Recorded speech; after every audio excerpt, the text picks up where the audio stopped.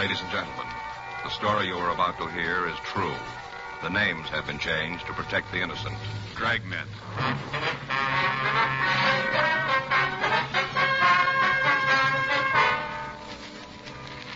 You're a detective sergeant. You're assigned to hit-and-run felony detail. A young woman has been run down and seriously injured. The driver of the car has fled from the scene. Your job, find him. It was Tuesday, April 7th. It was cold in Los Angeles. We were working the day watch out of traffic bureau, hit-and-run felony detail. My partner's Frank Smith. The boss is Captain Calfee. My name's Friday. We were on our way out from the office, and it was 8:40 a.m. when we got to 1784 Byram Street. Front door. Better try it again, huh? Wait a minute. Sounds like somebody coming. Yeah? Something you want? Miss Hunter? That's right. What do you want? Police officers, we'd like to talk to you. Oh, about the thing last night, huh? Yes, ma'am, that's right. Well, come on in. I can't stand around for long. I'm going to be late for work as it is. Come on. Thank you. This is my partner, Frank Smith. My name's Friday. How do you do? Hi. Sit down there. I got to get ready to leave. There's some coffee there in the carafe if you want some. No, thanks. No, ma'am, thank you. Would you mind pouring me a cup? You'll find everything right there on the table. 2 sugars. All right. What do you want to know about last night? I told the officers who were there all I know. Yes, ma'am, we know. We read their report. We'd like to go over it with you if it's all right. Seems like a waste of time to me. Spend a little more of it trying to catch the kid that hit the girl. It'd be better all the way around. Ma'am, there's your coffee. Oh, thank you. Ooh, you're warm. Either one of you got a cigarette? Yes, ma'am. Here you are. Here's a light. Thanks. What do you want to go over? Well, according to what you said to the officers last night, you saw the accident. Is that right? I saw it, yeah. I don't think it was an accident. If you ask me, I think the kid deliberately hit the girl. Deliberately. Now, why do you say that? Well, just the way it looked, that's all. Kind of feeling. Way came barreling around the corner. He must have seen her. She was right under the light. Didn't even make an attempt to stop. None at all. Mm-hmm. I saw her, the girl, step off the curb. Right under the light. He had to see her, had to. Anyway, she stepped off the curb and started to cross the street. Harry and me saw her. She started to cross, and then all of a sudden, this kid in the hot rod was coming right at her. Was there anything she could do? Yes, ma'am. She kind of looked up at the car and then, well, like she was going to run. But she didn't have time. The car hit her and knocked her down. Did you get a good look at the car? You mean the one that hit her? Yes, ma'am. You bet I did. Passed right under the light. Got a real good look at it. Mm-hmm. I wonder if you'd describe it for us. I told the cops all about it last night. Seems like that'd be enough. Why do I have to go through it again? Well, it might be something you didn't think of last night, Miss Hunter. Something you might have forgotten. It isn't likely, but if you gotta have it, I guess that's the way it's gotta be. Hope we can get it over with fast enough. I gotta get down to the corner so I won't miss my bus. Well, if it'd help, we can drive you to work. You can give us the information on the way. Well, that'll be fine. Wait a minute, I'll get my coat. Uh-huh. How'd it look when you came in? Ma'am? Did it look like it was gonna rain? No, it's pretty cold, though. Paper said it might rain today. Well, better take an umbrella. What kind of a car was it, Miss Hunter? A hot rod, you know the kind, real low, 2 exhaust pipes kind of beat up. Well, what kind of a car was it? The brand name? Well, I guess it was a Ford. Looked like one. Hard to tell. It was kind of banged up, you know. I don't know why the police allow cars like that on the streets anyway. It couldn't be very safe. Can you tell us what year the car was? Well, I'm not real good at that, but I'd say maybe a 1940. It might have been 1941. It was a pre-war car, though. Oh, yeah, I'm sure of that. Uh-huh. Would you like to get in, ma'am? Okay, thanks.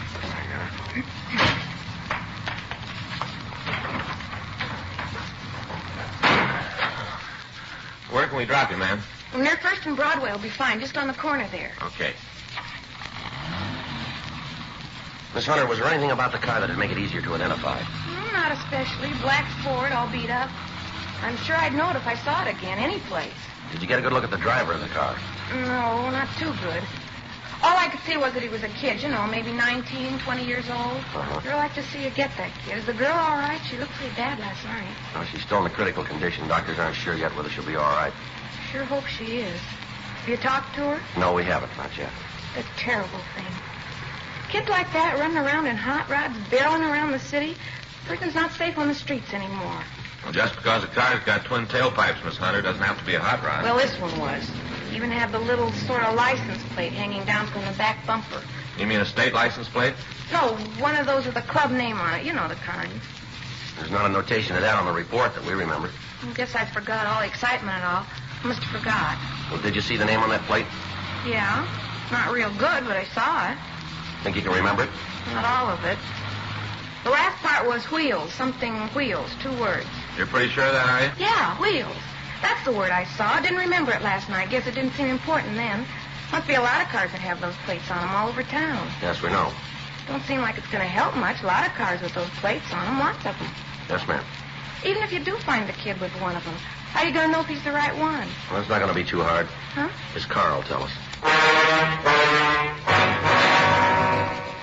According to the report, an automobile driven by one male occupant had struck a woman while she crossed the intersection of Olympic Boulevard and Connecticut Street the night before.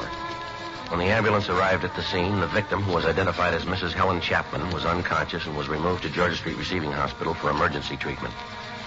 Members of the crime lab had arrived at the scene and gathered what physical evidence they could find. All citizens in the vicinity were interrogated and their statements were taken. Photographs of the coroner were made and held for evidence. Because of the hit-and-run aspect of the case, Frank and I had been assigned to investigate it. At 1:14 p.m., we drove over to Georgia Street Receiving Hospital to talk to the attending physician, Dr. Sebastian. He said the patient's condition was so critical that she couldn't be moved to her own hospital. He told us that the victim hadn't recovered consciousness to the point where she could be questioned. He went on to tell us that she'd been administered serum albumin to counteract shock. He listed her injuries for us. Compound fractures of the femur, rib fractures, and associated internal injuries, including a punctured lung and brain concussion. It was not expected that she'd live. Frank and I left the doctor and walked down the hall. In the waiting room, we met a tall, thin man who looked as if he hadn't slept in several days. On the floor in front of him was a small pile of half-smoked cigarettes. He identified himself as the victim's husband, Carl Chapman. I don't know. I came home from work. They told me about it. I didn't even know. Didn't they try to call you at work?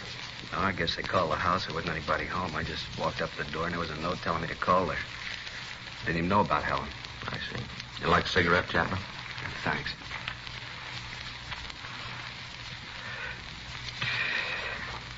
You talked to the doctor? Yes, sir, we just did.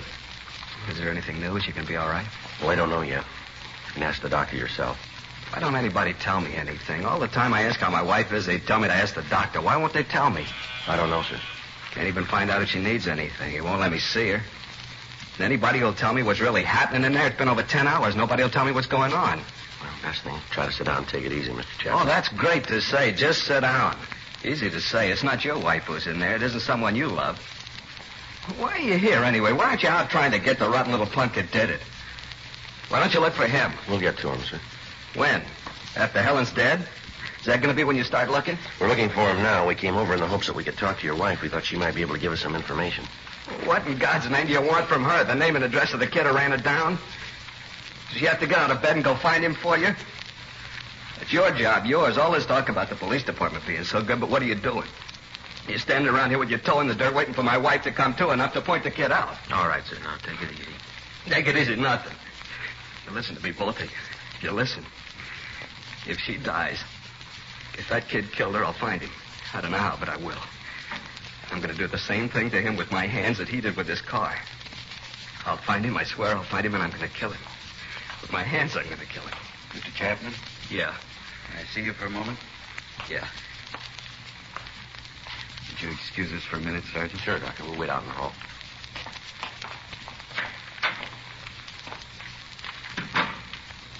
A rough one in there. Yeah.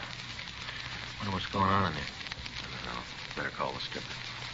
Tell him about that plate on the car. Get a broadcast out on it. Check the phone book for the address of the National Hot Rod Association. Better talk with them, huh? They might have something for us on the club. Right. You better start, cop. You better find him fast because I'm looking too. You ought to go home and get some sleep, Mr. Chapman. You're all worn out. I'm not going to get any sleep until I catch that kid. Until I catch that kid. How is the girl? She's dead. Both of them are. Both of them? Yeah. She's going to have a baby in a couple of months.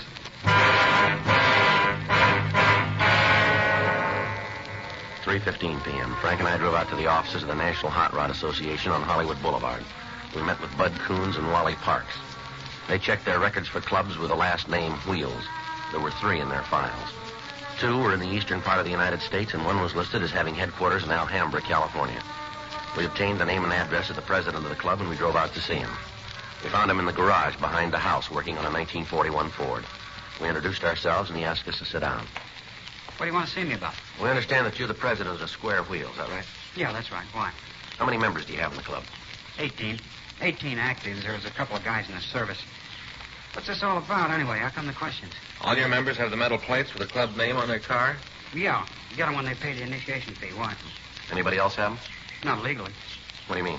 Well, a couple of them out have been stolen from members. Any of the fellows in the club drive a black pre-war Ford? Yeah, I guess we got about 5 of them. I got one myself, as a matter of fact. Listen, why can't you tell me what this is all about? Figure if I knew what you wanted, I could help you out. Well, a woman was run down by a hot rod last night. One of the witnesses saw a plate on the car that might have been from your club. No kidding. That's the way we got it. What did it look like? Well, they say it had twin pipes, pretty well beat up, white sidewall tires. It's not one of ours, then. You sound pretty sure. What about the plate? Well, I told you, we've had a couple of them stolen. Must have been one of them. Well, how come you're so sure it wasn't one of your members? Oh, I know the cars in the club. There isn't a yo-yo in the bunch. What's a yo-yo? Oh, yeah, you know, a shot rod, junk heap. Oh, I see.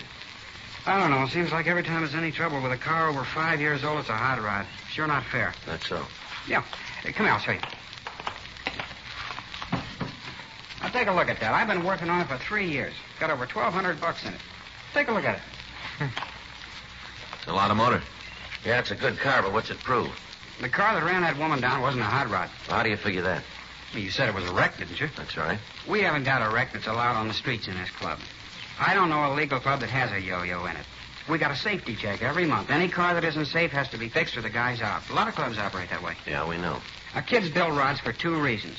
Because they want the cars to run better, be more efficient, or else they want something a little different than you can buy in a showroom. Yeah, well, all this sounds good, but a woman was killed last night by a kid driving a hopped-up car of some kind.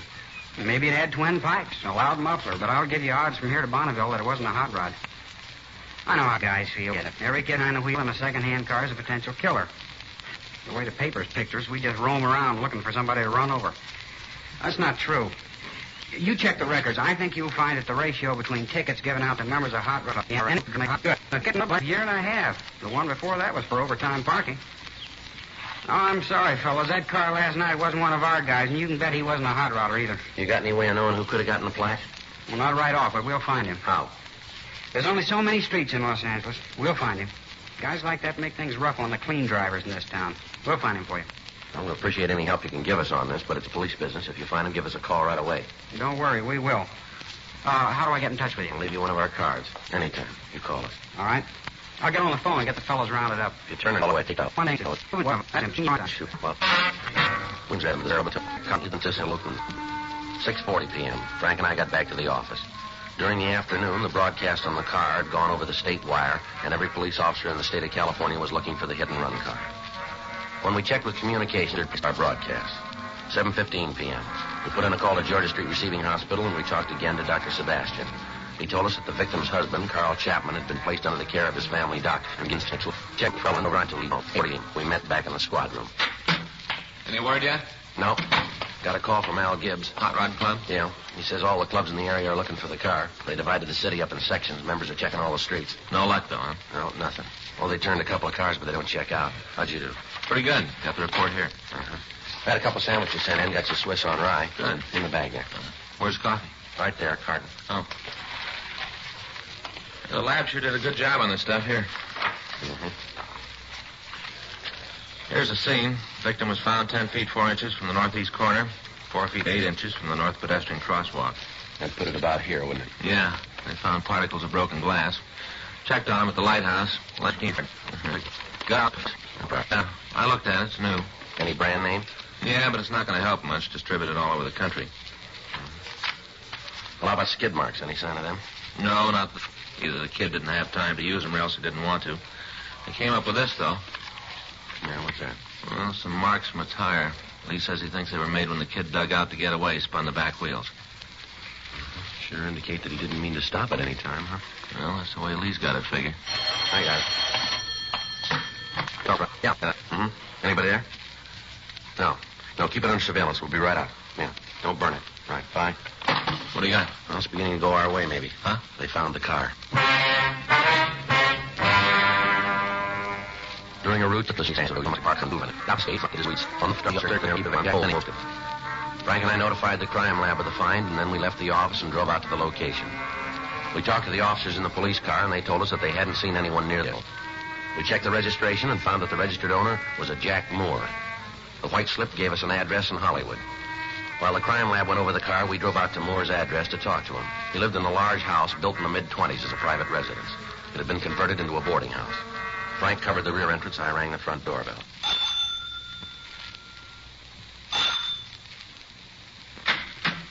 Yeah? What do you want waking me up this time of night? Police officers. You have a tenant here named Jack Moore? What about it? We'd like to talk to him. Too late, Mac. He ain't here. Where is he? I don't know. He moved out this afternoon. He didn't say where he was going. A thorough search was made of the suspect's room. The manager told us that Moore had come home that morning, packed his belongings, and left the house. We called the crime lab, and Lieutenant Lee Jones told us that they'd established that Moore's car was the one that had run down the Chapman girl. We talked to the other people in the rooming house. None of them could tell us where Moore might have gone. We put in a call to auto records, but the car was not listed as being stolen. Frank called his name into R&I, but we found that he had no felony record. From the occupants of the rooming house, we found that the suspect had no relatives in this state and no close friends that they could recall. Leighton Prince came out and went over the room, and in going over it, we found a wastebasket Moore had used to dispose of articles that he didn't want. In the basket, we found several match folders from a bar out on West 7th Street. We put in a call to the bar, but we found that it was closed. From the manager of the rooming house, we got a good description of the suspect, along with the information that he received no mail and that he was apparently unemployed. A stakeout was set up on the house, and at 3:36 a.m., Frank and I checked out of the office and went home for the night. The next day, Wednesday, April 8th, we contacted DMV and asked that they give us all information on the car, 15 a.m. We drove over to the bar on West 7th Street. Not open yet. Don't open. Police officers, like some information. License is back there on the wall in plain sight. There's nothing going on here. You have a customer in here named Jack Moore? We just open the doors. We got no say about who comes in. As long as they don't cause trouble, we don't either. This guy's about 20 or 21, 5'8" to 5'10", 165 pounds, blonde. Name's Moore, Jack Moore. What's he done? We want to talk to him. About what? Police business. Have you seen him? Nothing that's going to get the bar in trouble? Well, that's a simple question, mister. Have you seen him?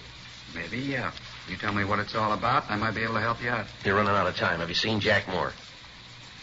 Yep. When? Last night. Here? Yeah, he was in. Got liquored up. I tossed him out when we closed. Where is he now? You better ask him. I'm going to tell you once more. If you know where he is, you're going to save yourself a lot of time by cooperating with us. I run a clean place here. I don't want any trouble with the cops. My license is on the wall. I got no choice of the customers who come in here. I don't want to get mixed up in any. We're not calling it that way. That's the way it is. This is a clean place. That's not what the book says. You've been tabbed a couple of times for serving minors. You run B-girls. You haven't served straight liquor in here for a couple of years. Now you get me a wage. Oh, now look, fellas. I was just trying to take care of myself. You did. Get your coat. Isn't there some way we can work this thing out? I don't want any trouble. Where's Jack Moore? I try to run a clean place. A couple of times I've been... We've been over all that before. Now, where is he? I got him up at my place. You there now? I guess so. He got pretty loaded last night. Told me he didn't have any place to pad down. I took him home. What's the address? 1862 and a half Woodworth Court, room 14. All right, let's go. Yeah. And don't try to call him. I got no phone in the room. If he's done anything, I had no part in it. Just trying to help a friend out, that's all. Just help a friend out. Yeah, sure. You tell him that. How he got me in trouble, all because I tried to help him out. You just tell him. Yeah, we will. And tell him not to come around here anymore. Tell him to keep out. Tell him that, will you, for me? Tell him not to come back. Don't you worry about it. He won't be back. We called the office, and another team of detectives came out to the bar to keep the bartender under surveillance in the event that he might try to contact the suspect. It took 5.5 minutes to drive to the Woodward Street address. It was a large building located at the end of a blind street. Room 14 was on the third floor in the front of the building. Frank and I approached the room, and we listened. There was no sound from inside. You want to try the door? Yeah. One moment. Yeah. There he is on the bed. Yeah. Looks like the right guy. Now, let's wake him up. Come on. Come on, Moore. Wake up. Come on. Let me alone, Charlie. Come on, get up, Moore. Get up on your Let me feet. alone. I told you, Charlie. Let me... Who are you guys? What are you doing Police here? officers, you're under arrest. Wait a minute. All right, I got him. Now, come on, stand still. All right. All right, I quit. You want to shake him, Frank? Yeah. Yeah, he's clean. Where you taking me? I ain't done nothing. You got no reason to push me around like this. All right, let's go. Where? Where you gonna take me? Downtown. For what? Manslaughter. I didn't do it. I didn't. You got the wrong guy. You got the wrong one. I didn't do it. All right, come on, let's move. But you got the wrong one. I didn't do it. I didn't know what you wanted. That's why I run. I didn't know what you Well, wanted. you do now, so let's go.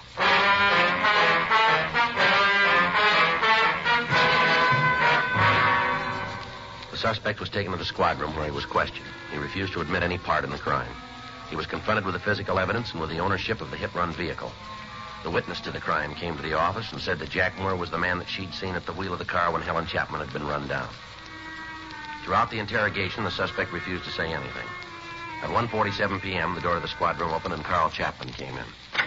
Where is he? I know he's here. I want to see him. All right, take it easy, I Chapman. heard you caught him. I want to see him. I want to tell him. Is that the kid? Are you the one? You the one who killed Helen? Well, answer me. All right, take it easy, Chapman. Is he the one? The evidence points that way, yeah. Please. I want you to do something for me. What's that? Go away. Out of here, please. We can't do that, Chapman. He's in custody. Please leave me alone with him. Come on, Chapman. You better wait outside. Now, just a minute. Listen to me, kid. When they put you in that cell, you get down on your knees and thank God that they found you before I did. You understand? You thank him, and every day you live, you thank him. You do that because I would have killed you. Take it easy, Chapman. My wife's dead because of him. You hear that? You killed her. They got laws to save people like you, but none for her. None for her and the baby. They didn't have any laws. None for them. All right, Chapman. Come on, take it easy. Frank? Come on, sir. Yeah.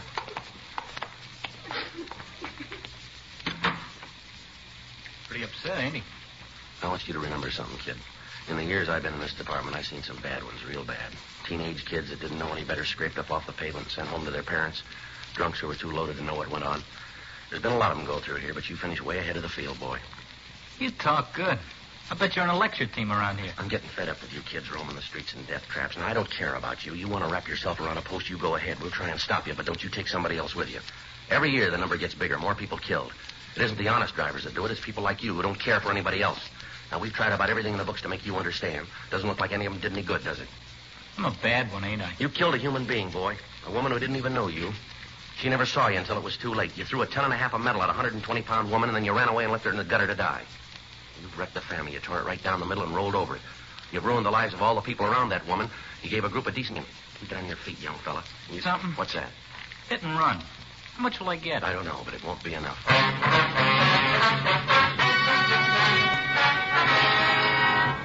Jack Carlisle Moore was tried and found guilty of manslaughter, 1 count, and received sentence prescribed by law. State penitentiary for a period not to exceed 10 years.